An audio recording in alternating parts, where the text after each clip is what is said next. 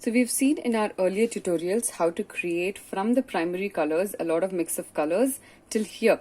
But how do you create a brown if you don't have one in your palette? So if you have only the three primary colors, which are your yellow, your red and your blue, you can create a brown. So how do we do that? So let's add in a couple of colors and let's try and do the same thing. So I'm going to take some yellow in this well and let's mix some red into it. It creates an orange which is similar to the one here.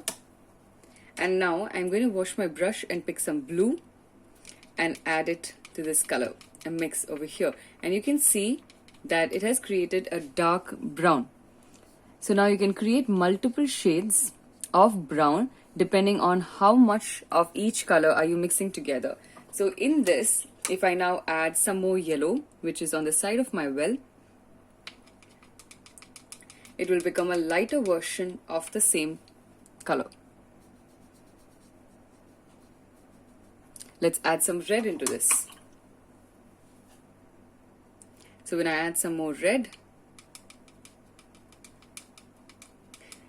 the shade changes and you get another kind of brown which is like a burnt sienna.